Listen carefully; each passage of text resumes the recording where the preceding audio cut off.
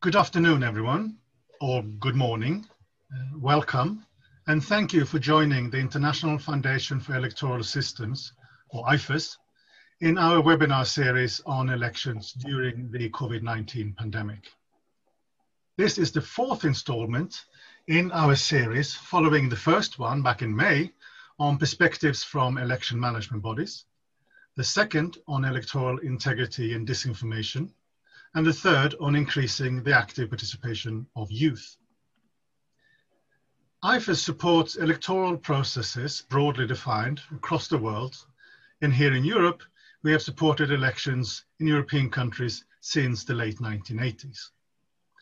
I'm Magnus, I'm the IFES Senior Political Finance Advisor, and I'm also Director of the Regional Europe Office of IFES in Prague, which is hosting this webinar. This event is part of a larger USAID-funded program of democracy assistance with the goal of supporting leadership that champions democratic practices and is made possible by the generous support of the American people. Today, 1 billion people in the world have a disability. And IFES supports the fostering of partnerships among disabled persons organizations, civil society, and governments. We strive to remove barriers which prohibit the full participation of persons with disabilities as voters, as poll workers, as policy advocates, as election observers, and as candidates. Unfortunately, the current pandemic has heightened existing inequalities, threatening both health and democratic freedoms and rights. And it's increasing the political exclusion of many people already underrepresented in political life. So this webinar aims to explore how access and inclusion can be improved during the COVID-19 pandemic and beyond. And we are excited to have prominent activists and experts join us to present their perspectives on opportunities, innovations, and challenges, and how the international community can support the active participation of persons with disabilities in the political and electoral process. First, we have IFES Senior Global Inclusion Advisor, Virginia Atkinson, to explore the context of these issues and to highlight IFES's work in the region and beyond to advance the inclusion of persons with disabilities in the context of the COVID-19 pandemic. We will then hear from Seinep Dyikanbaeva, who is Program Manager at the Public Organization of Parents of Children with Disabilities in Kyrgyzstan. She will be followed by Mariam Mikiashvili, who is Deputy Director at the School for the Blind in Tbilisi, in Georgia. After this, we will hear from Yuliia Sachuk, who is civil activist and NGO coordinator for the organization Fight for Right in Ukraine. And our final speaker will be Gaël Martin-Micallef, who is legal advisor at the Venice Commission. And following our panelists, we will open the floor for questions and comments to our speakers. Should you have any questions or comments, please type those in using the chat function in Zoom, and you can do that at any time. Please note that, as Nicoletta mentioned, this webinar is being simultaneously interpreted into 5 voiced languages and 6 sign languages. To make that possible, we have asked our panelists to speak slowly, and you will notice me taking pauses at different points to allow our interpreters to catch up. We have also asked our speakers not to use screen share or PowerPoints to make it easier for participants following our webinar through sign language interpretation. So first, I would like to turn to my colleague Virginia Atkinson at IFES to set the context for today's discussion.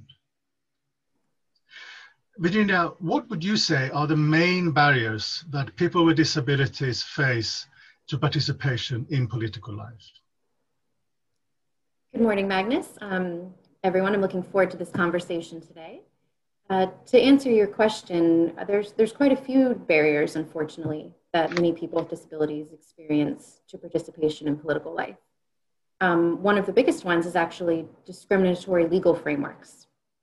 So a majority of countries around the world actually have clauses in their election law that say if you're, quote, of unsound mind, or a myriad of other unsavory terms, then you are not allowed to vote or run for office. Many election laws also have clauses that say something about if you don't speak the native language of the country, for example, then you're not eligible to run for office. And in many country contexts, that doesn't include the native sign language in the country.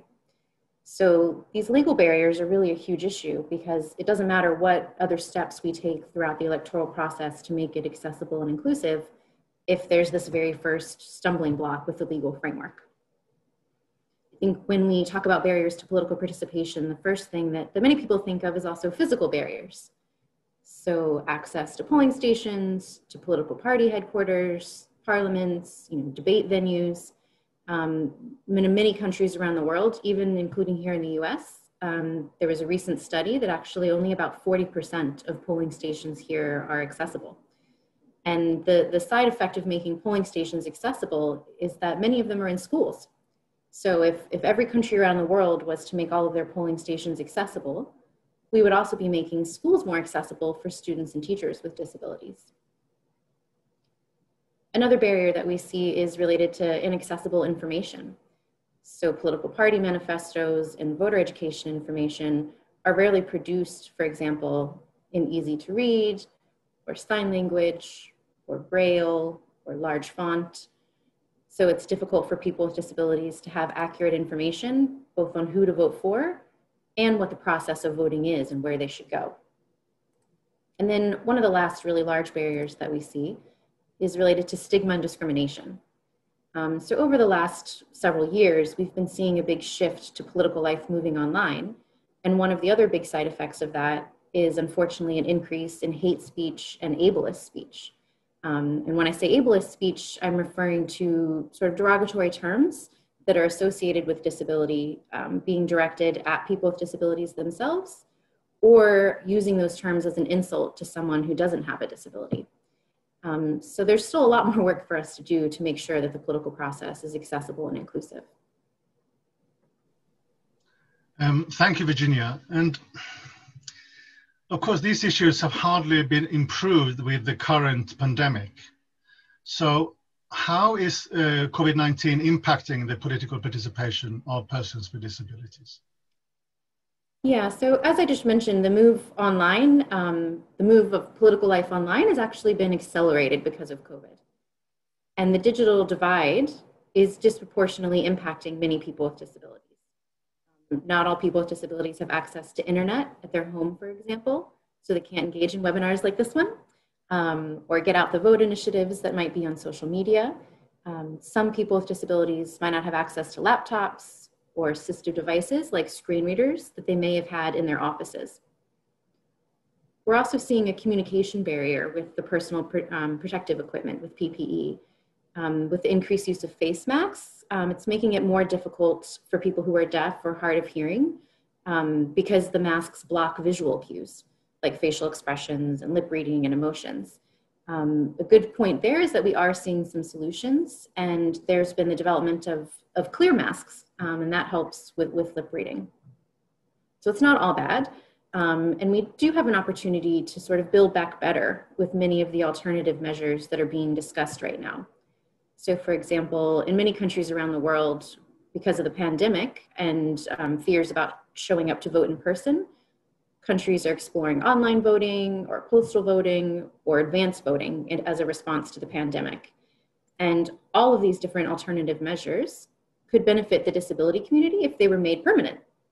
That said, I do want to stress that these alternative measures don't mean that EMBs or election management bodies don't have to make polling stations accessible anymore, because some people with disabilities would prefer to vote in person some would prefer to use one of these alternative measures. So there should be options. Some people with disabilities, for example, find absentee voting helpful because it means they don't have to navigate some of the barriers that we discussed earlier, like inaccessible public transportation or waiting in a queue, worrying about the inaccessibility of the polling station, or being concerned that poll workers might question their right to vote when they do get to the polling station.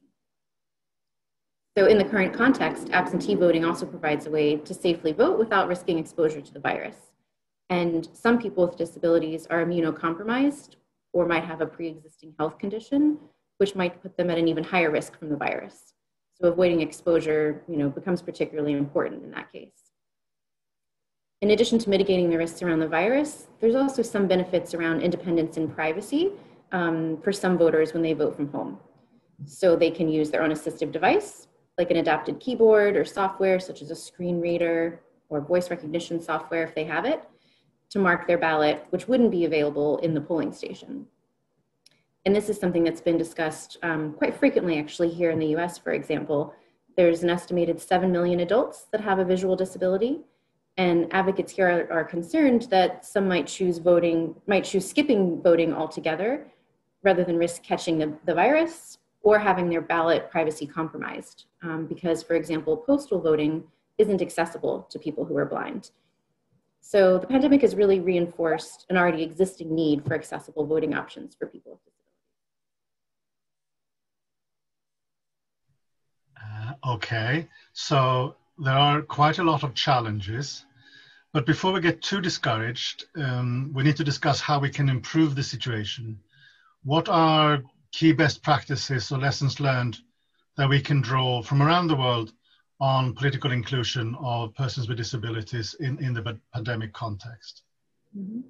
Yeah, so quite a few countries actually have had elections so far. So we do have some good practice examples to draw from. One of those is developing political materials in accessible formats. So for example, in Bolivia, they had an election recently, and they developed online trainings for their poll workers for the very first time because of the virus. And they included sign language in those videos. So people who are deaf could participate in the poll worker training and then be certified to serve in this leadership position. In Burma, IFES is working with Future Stars, which is a self-advocacy organization comprised of people with intellectual disabilities. And we're working to develop an easy-to-read guide on how to stay safe while participating in political life ahead of their November elections. We're also working with another DPO, Shwe Minthar Foundation, to develop a mobile app that originally had information on COVID-19, and we're now repurposing that app to deliver voter education messages. So putting materials in accessible formats is one good practice that we're seeing that applies in the pandemic and beyond. Something that we're seeing that's very pandemic specific is civil society organizations that are working together to maintain a sense of community and common purpose in lockdown.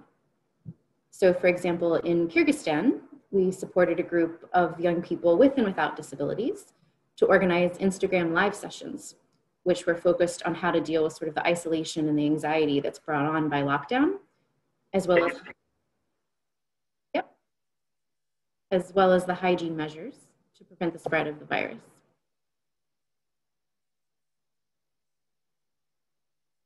In Tunisia, we've held a series of webinars with the deaf community to discuss how they've been impacted by the virus and also the government's response to the virus. So the first webinar focused on the social and economic impacts caused by the virus and the government's response. The second was conducted with journalists and focused on the lack of representation of deaf people in the media. And then the next webinar is going to address barriers to and opportunities for civic engagement of deaf Tunisians.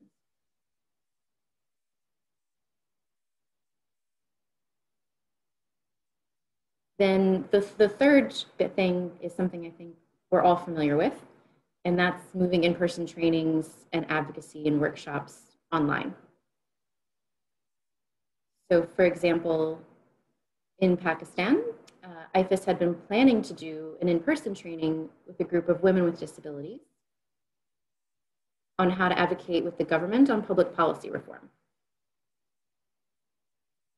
So this was planned right before the lockdowns all started happening. So we sort of very quickly had to adapt and move it to an online context.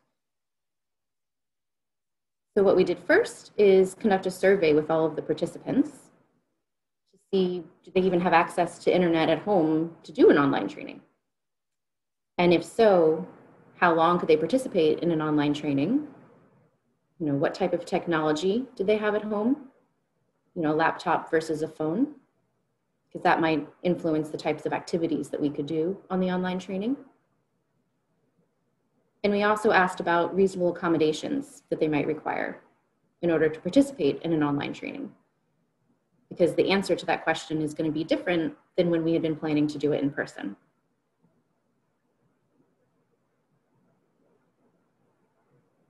So the survey results indicated that most people actually had access to a smartphone, but not a laptop. And they had access to a separate room or a quiet space for only a limited amount of time each day. So we needed to adjust how many hours a day the training was going to be if we were switching it to an online implementation. We also learned that a majority of the respondents had actually never participated in online training. So we did a training on how to use Zoom before we did the training. And then in addition to updating the delivery method, we also updated the content.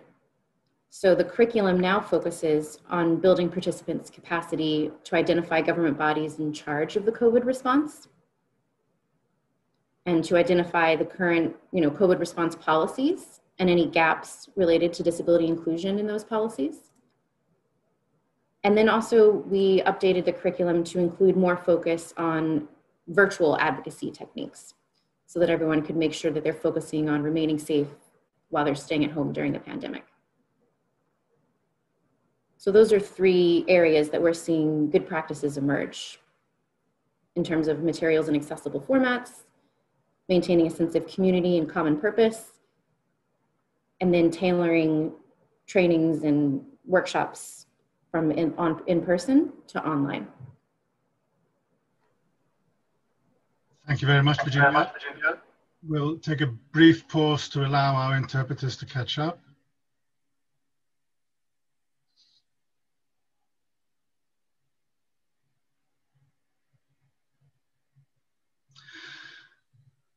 So these are examples of things that are being done, what are the challenges that are not being adequately addressed at the moment, or not being addressed at all, Virginia? So there's some challenges that were around pre-pandemic that have just been exacerbated now. And then there's also some challenges that are entirely new and are brought on by the pandemic. Two things that have been exacerbated by the pandemic are, one is the need for more awareness raising and training for political actors. So for election management bodies, political parties, election observers, all of the actors across the entire electoral cycle, on the unique barriers to political participation that are encountered by people with disabilities. A second barrier that was around pre-pandemic and has just been exacerbated is stigma and discrimination. And that is really the root of many of the other barriers that we've been discussing today. And a good solution for that we're starting to see is an increased focus on civic education. And so that helps to prevent stereotypes, from developing in the first place. Then there's two things that we're seeing that are really brought on by the pandemic in particular. One of those is that IFES is noticing disabled persons organizations and other civil society groups need more support on crisis management and psychosocial support. So many advocates were already working long hours. They might have already been putting their lives at risk in some cases, advocating for democracy and inclusion in their country. And now they have the additional stressors that are brought on by the pandemic.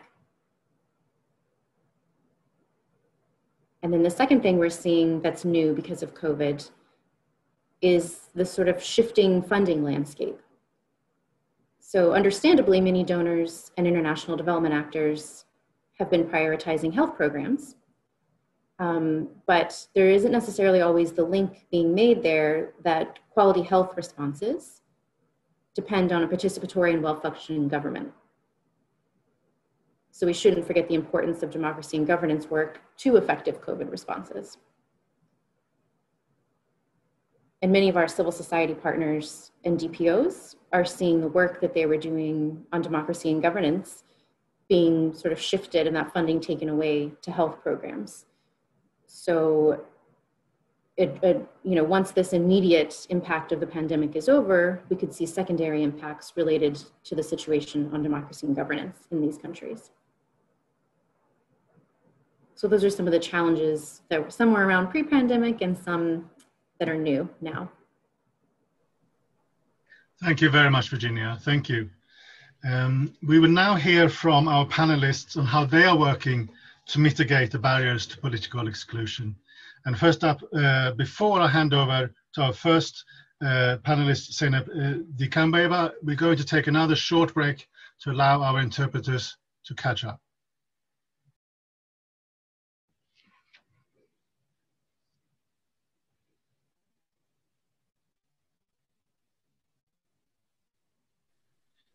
And at this point, we ask those of you who are following this webinar through American Sign Language to switch to the other interpreter. And you do this by selecting Gallery View, finding the ASL interpreter 2, you will see her being active with the video screen. Right-click on her video and select Pin. So, first up is Seinep Dyikanbaeva, who is from the Public Organization of Parents of Children with Disabilities in Kyrgyzstan. Please, Seinep, the floor is yours. Thank you very much for the opportunity to participate in the event. First of all, more than 169,000 people with disabilities live in Kyrgyzstan, and more than 3 million people participating in vote in last vote elections. But however, there is a problem. How old data, but how many people with disabilities participated in the vote process, and we suggested to include this the information into following elect process, and we gave this recommendation. But in the past years, we have had the experience how people with disabilities, however, there are have not any developed policy previously about election of people with disabilities. As people with disabilities who could come to the polling place by themselves, and get a vote. However, I want to share an experience. I voted. Just came to the voting places and voted as everyone else, and it's very good. However, once I want to make an experiment how to vote at home, because previously we have a policy that elderly people and people with disability or people have some health problem could vote at home. Therefore, I wanted to know how it will be, and I just made this experience. And I wanted to say that nothing better than voting in the public place where everybody voted. Therefore, that's very important that people with disability voted in the polling place that everyone else.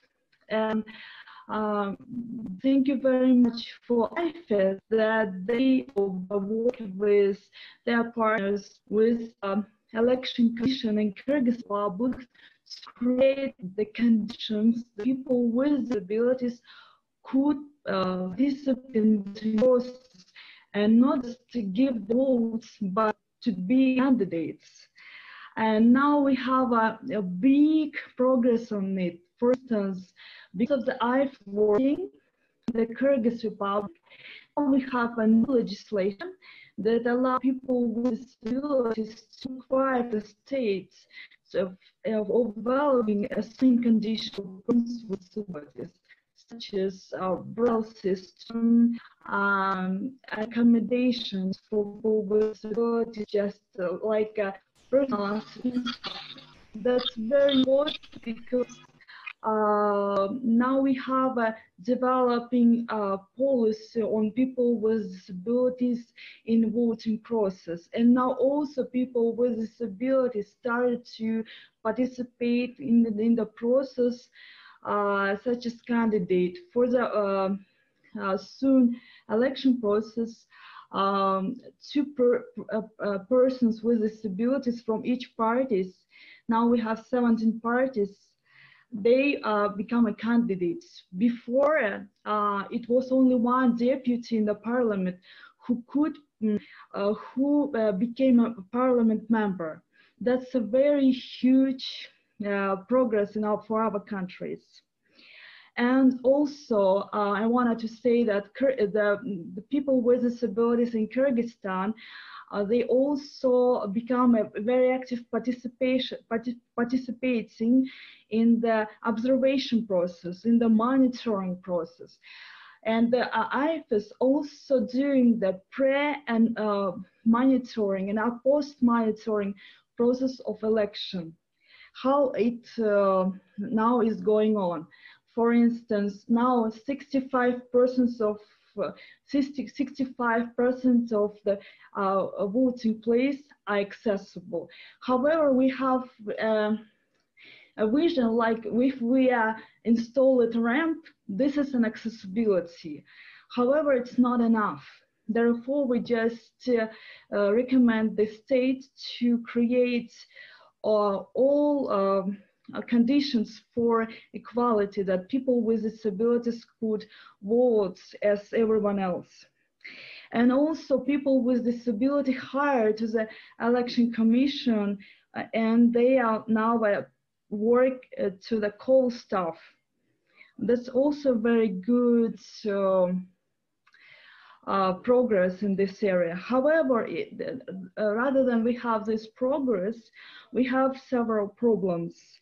As I said, there's no general statistics that will be available publicly. How many people participating in the voting process? How many people give their votes? It will be very good to have the statistics by the gender basis. There is also, we don't have a the completely accessibility. We don't have a polling station that will be full accessible. There's also people with disability who still voted and give their votes at home place. Therefore, we have we need to work on this. Therefore, I have some recommendation to improve the election process and to develop the policy and to give the right to vote to everybody. The first recommendation is to continue work for people with disabilities and to develop technically and to create a reasonable accommodation for people with disabilities for each category, and that will be very important. And also continually to work on the legislative basis and also to train people with disabilities and the other interested body that included into the election process. However, I wanted to say thank you to IFES in Kyrgyzstan. They work with OCC and trained already in cooperation with the Central Election Commission how to communicate with people with disabilities, how to work with people with disabilities. And that's very important. And finally, I wanted to say that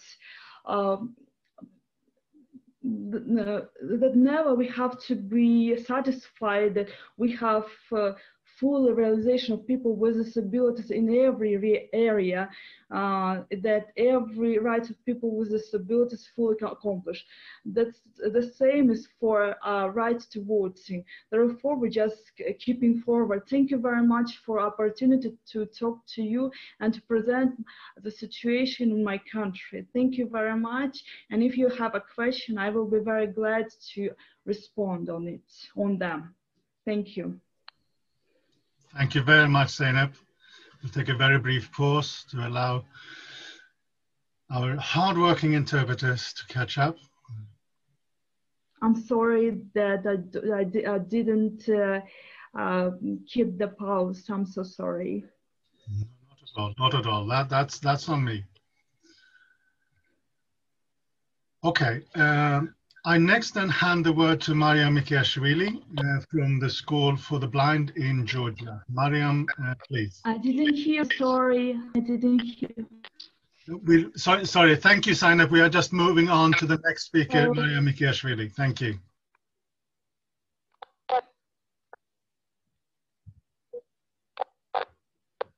Hello, may I begin? Yes, please, Mariam. Hello, everyone. I'm from Georgia, and I would like to talk about the election process from the Georgian perspective mostly, and regarding the situation that we have in the country right now during the pandemic. But I would like to start with the history, which actually starts, our election history starts from 1918. When we had first democratic, during these elections, women and men were equally able to vote, and also in the first Georgian parliament, there were women and also women with a minority, like ethnic minority backgrounds represented, but not women or men with disabilities at that point. Then later on, also at that time, and also still until now, all persons with disabilities are able and allowed to vote, but the person with disabilities, excluding persons with psychosocial or intellectual disabilities, because those with psychosocial and intellectual disabilities were considered not to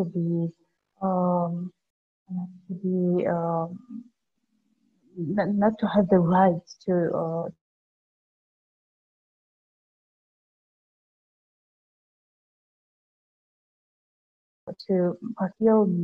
until 2015, around where we had a report in that sense, and also persons with intellectual and psychosocial.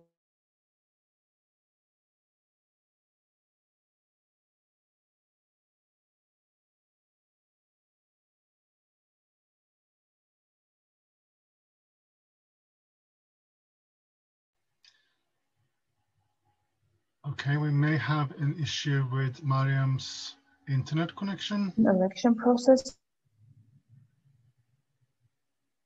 during the pandemic. Right. Okay. Mariam, if you can hear us, I think there is an issue with your internet connection, so I will ask that we will move on to the next speaker. Mariam, I think we do not hear you very well right now. Can you try again? Oh, okay. Can you hear me now? Now it works fine. Can you hear me now? Yes, we can. Thank you. Okay. So during this pandemic period, we're going to have elections at the end of October, and there will be extra challenges because the polling stations will be the same. We do not have any electronic voting system or any other kind of voting system, for example, through post service, etc. People have to go in person to the polling stations and vote. But this would bring extra barriers for persons who are deaf or hard of hearing, because they will have to use the masks, and everyone will have to use the masks, those who enter the polling stations and also the members of the election commission who guide the process. This will be an extra barrier. Also, it is quite hard and create certain barriers and maybe risks, we can say it so, for blind persons or visually impaired persons, because mostly the polling stations are at schools or at the kindergartens or at the buildings which are quite old, and they are not physically accessible. And persons who are visually impaired, totally blind, for example, or partially sighted, they would require sighted guides, which means like extra contact, extra hand-to-hand contact, so to say, and this holds extra risks for virus spreading the virus. So this is a general difficulty that we have in Georgia in terms of generally, like during this pandemic, because many places are not accessible and blind people often have to use a sighted guide or ask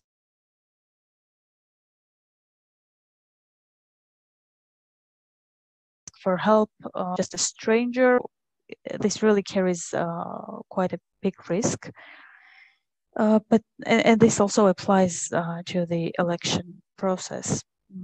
Regarding the accessibility of the polling stations and the election process, through the recent years, there has been done quite a lot in terms of ballot accessibility.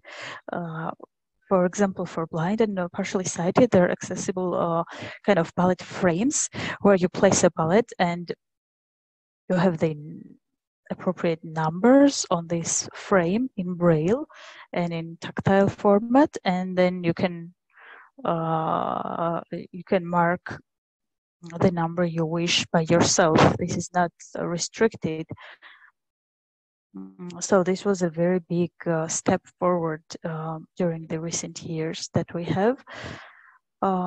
However, inaccessibility of the polling stations is still a problem, and also that the awareness of persons with disabilities is quite low, and especially during this pandemic, when people are not so willing and eager to go out and to go to the places where it's quite crowded and there is a higher risk of spreading the virus. We need quite a big work to direct toward the persons with disabilities, for them to really become active and vote, and that it's important, that it's their voice or their vote really matters.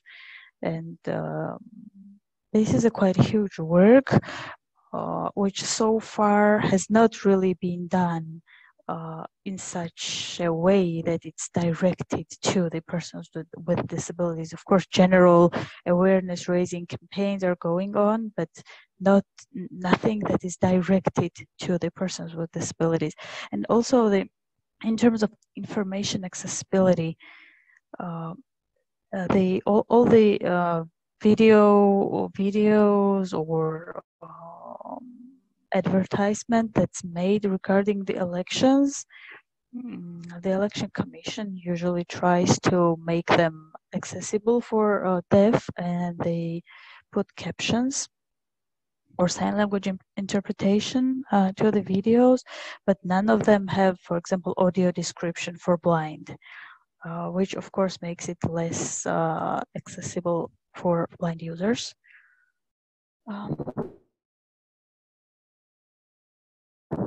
Yeah, well, this is also beyond the pandemic, and it's the same difficulty, but during this pandemic period, certain challenges have been added to what was before. In terms of running for the elections, we do not have any restrictions in that sense. Everyone can basically run and be elected, also persons with disabilities. And we have a couple of cases, not too many, but a couple of cases through years when persons with disabilities were elected in the parliament. But this is very much also connected with the awareness of the society, because very often such persons are always those who have mobility impairments and not other other types of disabilities, so to say. And this is quite obvious in Georgian case, but this is not due to the law. It's just due to the awareness. And also all of them are males. We do not have any females with disabilities who have ever been elected in the in the parliament, for example, or of course not the president either. Yeah, this is, I think, the general overview I wanted to share with you. And if there are any questions or comments, I would be happy to answer them. Thank you very much, Mariam. Thank you for your presentation, and we are looking forward to having the first woman parliamentarian with a disability in Georgia. We are looking forward to have many more women with disabilities as heads of state all over the world. So let's hope for that to come. I am about to hand over to Yuliia Sachuk from the organization Fight for Right in Ukraine. But before doing that, we again ask that those of you following the webinar using American Sign Language, go to Gallery View, find the sign language interpreter who is interpreting, which will be interpreter 1, and right-click on her video feed, pin the video to follow the American Sign Language interpretation.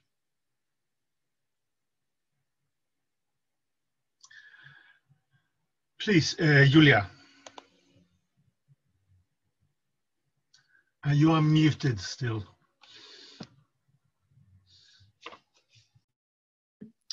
Are you hearing me? Yes, we can.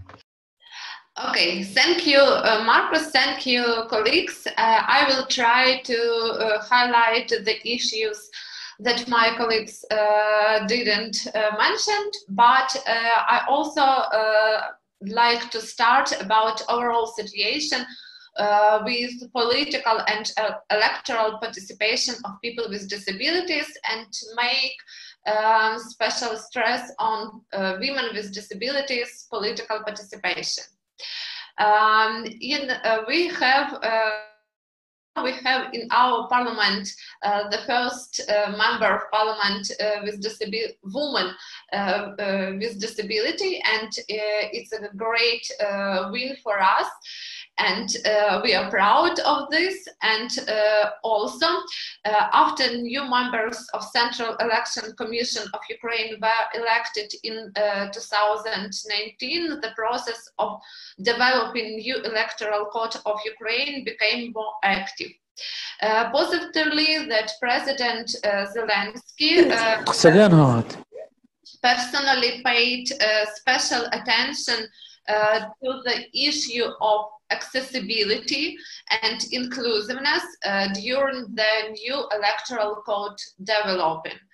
And by means of IFES Ukraine, consultants and experts, people with disabilities were involved to the drafting of the code. And now we have a new electoral code, which contains a range of different important provisions regarding, for example, accessibility of polling station, because code explicitly obliges the local authorities to secure the accessibility of the polling station for voters with disabilities and with low mobility. Also about accessibility of electoral information, especially obligation of media to provide different electoral information with sign language interpretations and captions. Also about positive thing is about procedural simplification. The new code simplifies communication with the state register of voters, and it makes possible to submit different or to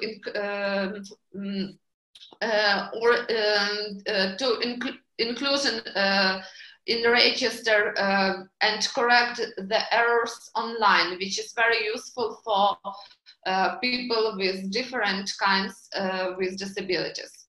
However, the newly adopted electoral code of Ukraine still envisages provisions preventing people deprived of legal capacity from voting and standing for election in Ukraine. Those 30,000 of people with intellectual and psychosocial disabilities are excluded from the electoral process in the country. Also, the code doesn't envisage the secret and personal voting procedure for people with visual disability. Moreover, the newly adopted design of the ballot for October 25th local elections prevent voters with low vision from voting. Also, the code doesn't contain mandatory provisions to secure information accessibility to all information published within the election process. And the important thing that we have that the range of duty barriers is not clearly defined in the code. But at the same time,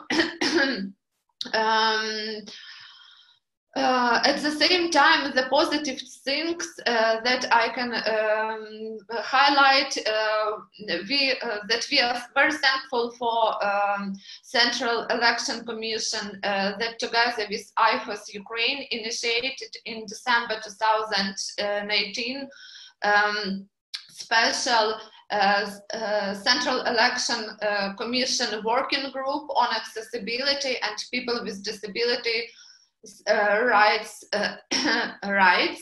It's a huge step forward, and it gives us opportunity to work more systematically and provide our opinion and expertise over many issues. One of the results of our joint work is the new provision which will be used during October elections, and it's more regarding architectural accessibility, and the provision clearly defined all criteria of architectural accessibility of polling station, and with accordance to the state building regulations and best international practices. Local elections, which we will have in October 25th, it's also a challenge for Ukraine and for voters with disabilities. And but positive thing that Central Election Commission initiated and created special working group on elections during coronavirus pandemic, and they recommended, for example, to have also face masks, they limit number of voters on the polling station in the same time, and also recommend to have to voters to have their own pen for voting, but at the same time, there are no any recommendations regarding voters with disabilities, and as a civil society, together with IFES Ukraine, we will take this issue, and in the framework of our project Team Up for Accessible Elections, we will establish a special chat board in Telegram and informed voters with different kinds of disabilities about best practices, about the security, about their possibility to vote and to make this more comfortable for them. Also, we can mention that interest of voters with disabilities to go to the polling station became more lower. That's why we also start a big informational campaign. We will product 4 video clips about voting in the condition of pandemic, and for 4 different types of groups of voters with disabilities, with intellectual and psychosocial disability, who are blind, who are deaf, and with physical disabilities. And we will cooperate with national TV, and because many people with disabilities use this channel of communication and share information about possibility to vote and about the importance to vote on the polling station, because we are expected that most of voters who have a special who have the special mark on state register of voters as a voter with disability stay to vote at home. Also, we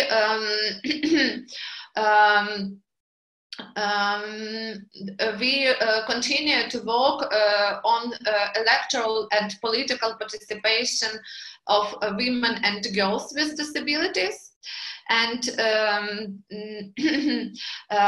because as an organization of people with disabilities, co-founders of it mostly are women and girls with disabilities is our priority. And in 2018, we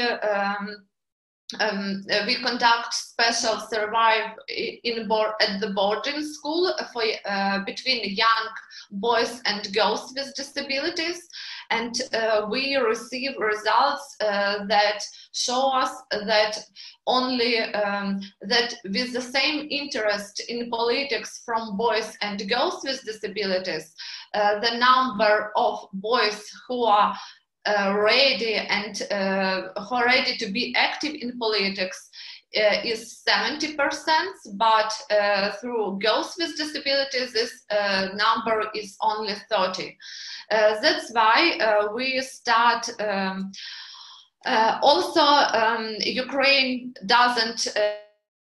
IFES, Ukraine also doesn't collect disaggregated data on gender, age, types of disability, and it's also a problem.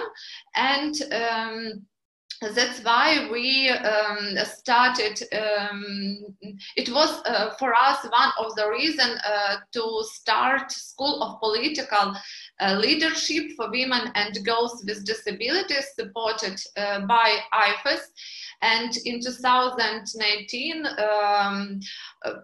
we organized first school, and more than 20 girls and women, young women with different types of disability from all over Ukraine were trained, and graduates had the opportunity to have internship in central state authority bodies, for example, Office of Vice Prime Minister on European Integration, Ukraine Cultural Foundation, also Social Policy Committee of Ukrainian Parliament, Central Election Commission.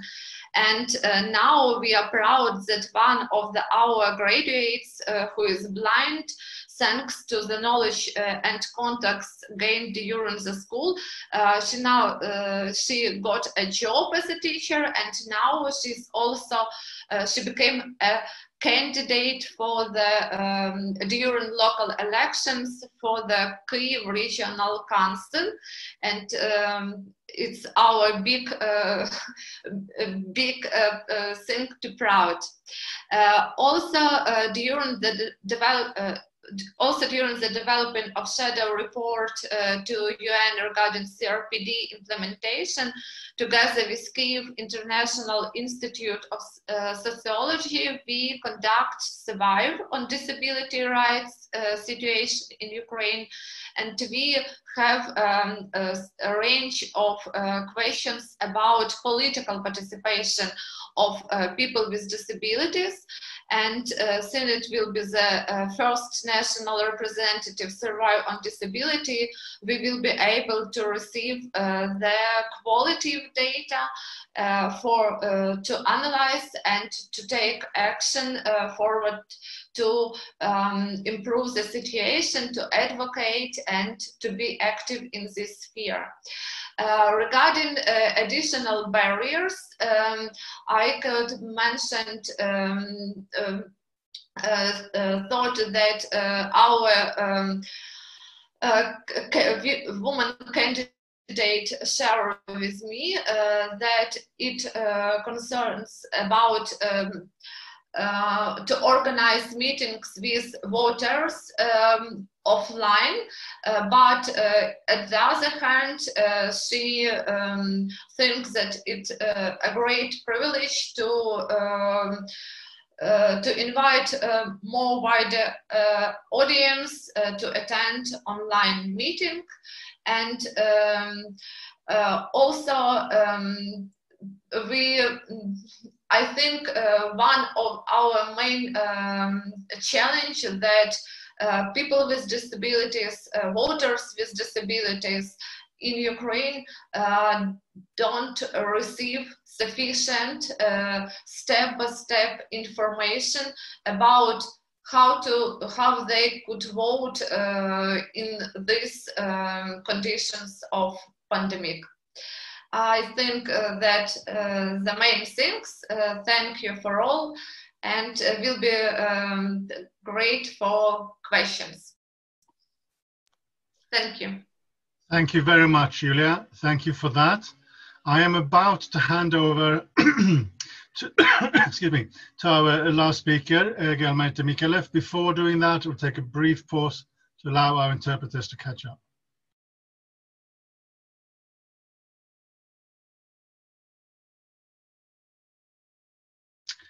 Gaël, please, the floor is yours.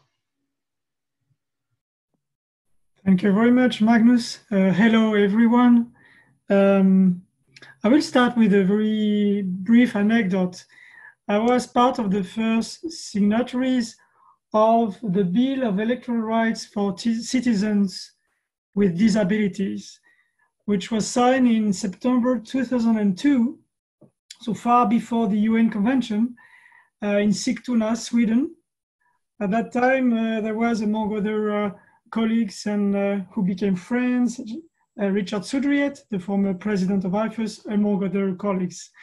So this is a topic on which I'm particularly dedicated since for a long time. I will not go into many different existing instruments because I guess all participants to this webinar are aware of the existing texts, and I will refer of course, to the UN Convention on the Rights of People with Disabilities, and especially the Article 29, without again going into details. we issued in 2002 at the Venice Commission of the Council of Europe, the Code of Good Practice in Electoral Matters, where we, let's say, tried at that time to express the right for, let's say, based on the principle of universal suffrage, to allow any eligible citizen to vote and to stand for elections. But at that time, we were not into the latest developments regarding the rights of citizens with disabilities in terms of participating in public affairs. And we, let's say in this very initial text, limited such political rights to the possibility by an individual judicial decision to be banned from voting and or standing for elections. Of course, in the meantime, there were many issues and many developments with regard the right of people with disabilities, and we issued an interpretive declaration of our own text, allowing, first of all, taking into account the UN Convention and allowing, let's say, recommending member states of the Venice Commission, which means larger beyond the Council of Europe's membership, to allow any citizen with disabilities to, not only to vote, but also to stand for elections. You are probably also aware of the case law of the European Court of Human Rights in this regard, and especially KISS versus Hungary from May 2010. Now, coming back to the question of the participation of citizens with disabilities in elections during, I will not limit to pandemic, but during an emergency situation, which means that it could occur not only during, let's say, a period of pandemic, but also a period of natural disaster, for instance. So the challenge is how to adapt the existing rule, or how to let's say, invite our lawmakers to improve the existing electoral legal framework to take into account the particular situation of citizens with disabilities during such particular periods of pandemics, natural disaster, whatever the situation, what we would call, let's say, emergency situations. And in this respect, not specifically on persons with disabilities, I just inform you that we issued, the Venice Commission, in June 2020, a report on respect for democracy, human rights, and rule of law during states of emergency. So we developed this report with reflections, especially with a section dedicated on elections under states of emergency.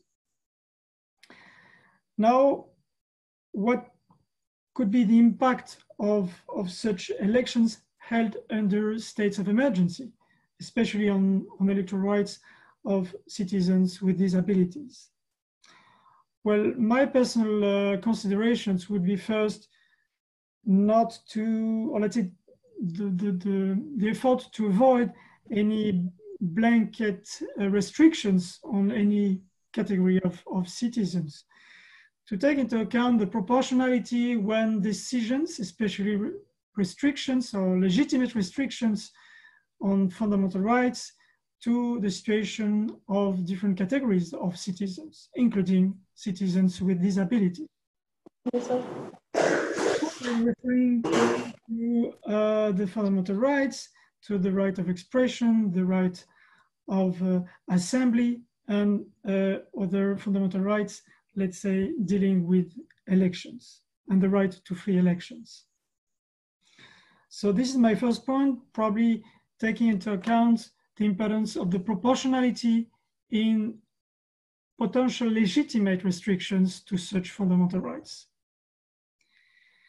There is also another issue I was thinking about, the campaign, the electoral campaign. Of course, we will go back to the voting operations, but there is, first of all, in the pre-electoral period, the issue of the campaign and how, for instance, to adapt campaign costs, but also from the side of the political parties, but also the public authorities. It's also how to adapt the campaigning material, especially in a period where the accessibility would be more complicated. I was also thinking regarding the voting operations, the possibility to, let's say, develop alternative means of voting. I'm cautious with this issue because I'm not sure that it would respond to the situation of every type, of every category of citizen with disabilities. I was thinking of proxy voting or voting by mail. It already exists, of course, but how to extend, how to make these means of voting more liberal, more easier, let's say easier for different categories of citizens. Sorry for the terminology category, by the way, but it's to, let's say, to simplify the debate and to make it faster. Regarding the voting operations, there probably room for improvement, especially when it's about the sanitary measures. So I would go back to the specific situation of the pandemic. I observed the elections in Poland in June and July, the presidential election. I could see long queues because a very high turnout, which is welcome, of course, but then we can question the particular situation of citizens with disabilities in such very long days, queuing and physical accessibility to the voting centers, most of them being schools in many countries. There is probably now a responsibility of lawmakers of our states to adapt the existing rules for anticipating maybe similar situations in the future, both pandemic or natural disaster or any other emergency situations. I did not go into detail, and I will not go into detail on this issue of emergency situations. It's the expression which covers both states of emergency when it's covered by constitutional provisions and the emergency situations where countries did not go through their constitutional provisions despite recognizing a situation of emergency. So I think some questions could be raised with regard to these periods of emergency, and again, anticipating future situations, hopefully not pandemic, but any kind of situation may appear, also with the climate change and the natural disasters. So again, I think we have now to learn lessons from the last month, especially the electoral cycles which took place during this pandemic, to adapt probably the electoral legal framework of our respective countries. Thank you very much. Thank you very much, Gaël. And one last time, we ask those of you following this webinar through American Sign Language to go back to Gallery View and switch to ASL Interpreter 2, who will be coming online very soon. And we will now continue with questions from you. If you do have a question, please type it into the chat box, which you will see at the bottom of your screen. While you are typing in your questions, we will hear a brief comment from the head of the Union of the Deaf in Georgia, Mr. Mariam. Please bear with us, because he will make his brief statement in Georgian Sign Language, which will be interpreted into spoken Georgian, which will be interpreted into English, and I will then repeat it back so that it can be interpreted into all spoken and sign languages. Please, Mr. Amiran Batatunashvili.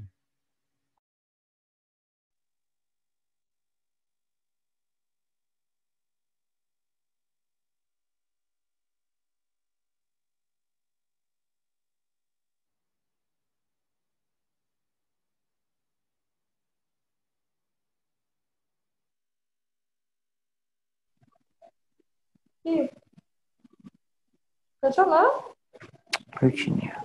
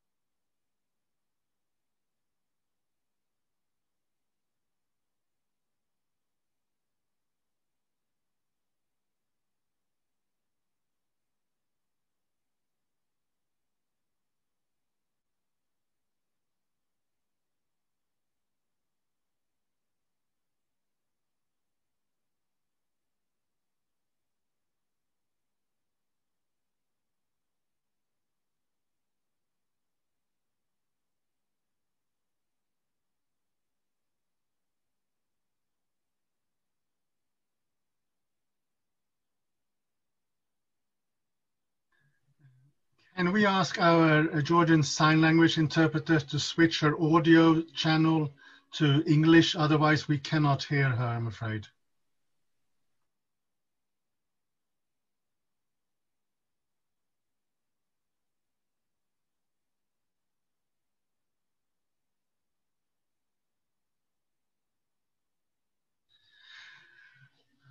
I'm afraid we cannot get this to work at this point in time. So while we're working on it, I have received some questions that I would like to ask to our panelists. A very important question is that elections are approaching in Kyrgyzstan, in Georgia, and in Ukraine. What tips or lessons on increasing access and inclusion would you share with advocates from other countries as they begin to prepare for their elections? If we can ask possibly Yuliia to give a brief answer to that first.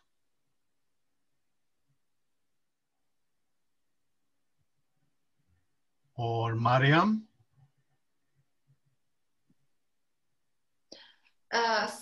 Sorry, can you repeat please question? Yes, so the question is, what tips or lessons that you have learned on increasing access in relation to elections that you would give for advocates in other countries? I can share our experience and I think the most positive thing is about establishment of special working group by Central Election Commission. And the force of this group is that it contains as members of Central Election Commission also people with disabilities and representative of IFES Ukraine and other civil society organizations and experts. And it gives us opportunity to work really step by step, systematically on different documents, different issues to discuss, to find ways to organize, I don't know, focus groups, to involve different audiences, and to make electoral policy more accessible and more appropriate for in the condition of our country. and we really see clear results of every hour effort. Thank you very much, Yuliia. Mariam or Seinep, would either of you want to address the same issue? Seinep? Yes, we also, IFES also developed a working group, and now they are, as I said, doing the pre-monitoring process, because they need to be sure that everything is okay, and every facilities for people with visual impairments, for people with hearing impairments are ready for voting process. And we also have electronic options for votes. As colleagues mentioned, that we have also videos for if we have a propaganda of some candidates or parties, also in sign languages. That's a very big deal, a very good progress. Therefore, I think it's very good to develop IT technologies during the voting process, and also because of the pandemic situation, we need to keep the electronic options for votes, maybe for voting at home. Nevertheless, it is not a very good practice to vote at home, as I mentioned before. But because of the pandemic situation, it is a good way for saving the people's health. And I wanted to also add about the Kyrgyz Republic ratified the convention the last year on March 14th. The IFES and other international organizations and people with disabilities actively participated in this process. Therefore, we hope that after ratification, all of the gaps and issues on infrastructures and procedures will be eliminated. But it is very early to say how it will be, because we only will have the election in October. Therefore, we can just learn some lessons only after the election process will be done. Thank you very much, Seinep. Mariam, do you want to address this same issue? Yes, can you hear me? Yes, we can. So maybe I will not say anything new, but the most important is the information accessibility for all persons, because they need to have quality information about the candidates, about their programs, about the procedures of elections. And this is the most important. I think the web page accessibility, as well as the TV advertisement accessibility, is very important. And also when there are the meetings of the political candidates to the communities, they often have the flyers or booklets, and these should be made accessible. For example, for blind, they should be offered in alternative formats so that everybody can have equal access to them. And also the accessibility of polling stations, which is, I think, the largest challenge. This is a very big challenge because it's not easy to do. Please go on, Mariam. Okay, so this is not easy to do because these polling stations do not belong to the election commission. They are usually rented or borrowed from other government bodies. But this is very important, because if we want to accomplish high voting rates among persons with disabilities, we have to have accessible polling stations and accessible ballots and accessible information. So this is like all together that we have to reach the high number of voters, of persons with disabilities. Thank you very much, Mariam. I have received one question for Virginia and one from Gaël from the Venice Commission. If we start with Gaël, how can disabled persons organizations best provide feedback to the Venice Commission on election access issues? Well, I can be the contact person, the focal point of such questions or information. It's always useful for the Venice Commission to get such feedback, such experience, especially because we, on a regular basis, we accompany the Parliamentary Assembly of the Council of Europe to observe a number of elections. And time to time, we are able also to observe the question of accessibility of citizens with disabilities to elections. But of course, it is limited to the voting day and to the voting operations. So it can be interesting as well to have, let's say, information, reports, feedback on the pre-electoral steps of any electoral process. For instance, the access to information, the media coverage, and all the issues that could be quite challenging for people with disabilities. I can leave you my email address in the chat, for instance. That would be excellent. Thank you very much, Gaël. And we also had a comment from Gudana Rajko from Serbia. I will not read that out for time reasons, but that also has information. The entire chat readout will be available afterwards. Thank you, Gaël. Before we move to the last question for Virginia, should we try once again to hear the comment from Mariam Batatunashvili? I think we have sorted out the...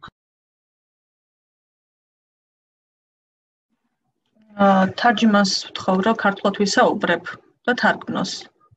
ხო არის ტექნიკურად, კი ბატონო.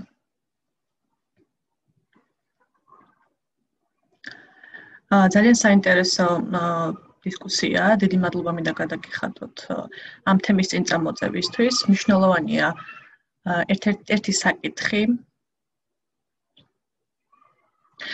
თქვენ ალბათ იცით, რომ გუშინ 23 სექტემბრიდან ერთი კვირის განმავლობაში არის საერთაშორისო ჟესტური ენების დღე აღინიშნება და გილოცავთ ამ ჟესტური ენების საერთაშორისო დღეს გილოცავთ. რაც შეეხება საარჩევნო პროცესებს და არსებულ ბარიერებს და გამოწვევებს, თქვენ ყველა სათითაოდ შეეხეთ თქვენ ქვეყანაში არსებულ საარჩევნო პროცესებს, რაც შრომაპირებთან არის დაკავშირებული, კი? უდაოდ გეთანხმებით, რომ ყველა ქვეყანაში არსებობს რაღაც პრობლემა. ერთ-ერთი მნიშვნელოვანი პრობლემა, რაც სმენდაქვეთებული ადამიანებისთვის ეს არის ინფორმაციაზე ხელმისაწვდომობის პრობლემა. არის ინფორმაციის ნაკლებობა ამ ადამიანებისთვის.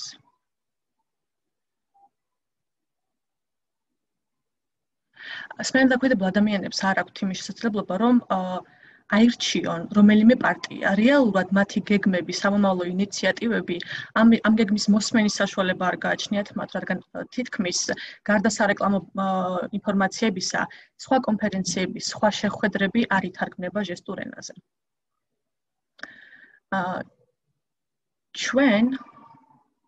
ჩვენთან საქართველოში პარლამენტის მესამე მოსმენით დამტკიცდა ძალიან ბევრი ბრძოლის შედეგად, დამტკიცდა ჟესტური ენა და იქნა აღიარებული ენად და იმედი მაქვს, რომ სამომავლოდ ძალიან ბევრ კარგ ნაბიჯს გადასგავს სახელმწიფო ამ ადამიანებისთვის. დიდი ბრძოლის შედეგად ჩვენ მივახციეთ იმას, რომ საზოგადოებრივ მაუწყებელს ჰქონოდა საინფორმაციო გადაცემები ჟესტურ ენაზე ნათარგმნი, თუმცა სხვადასხვა ვებინარები თუ მსგავსი საინფორმაციო საშუალებები არ არის ნათარგმნი ჟესტურ ენაზე, ყველა სმენდაქვეთებული ადამიანებისთვის. სრულყოფილი ინფორმაციის მიწოდება სწორედ არის გარანტი იმისა, რომ მათ სწორი არჩევანი გააკეთონ და სწორი მონაწილეობა მიიღონ სახელმწიფოს დემოკრატიული შენების პროცესში.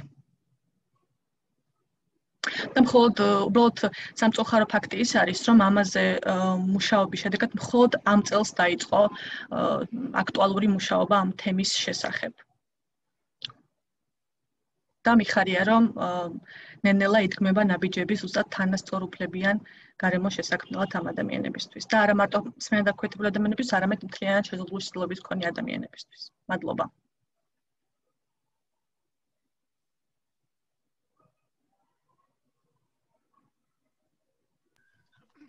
Thank you very much, Mr. Batatonishvili, and thank you very much to our Georgian Sign Language interpreter and our Georgian voiced interpreter. I will very briefly summarize what was being said because that would not have been available to anyone listening in a language other than Georgian or English.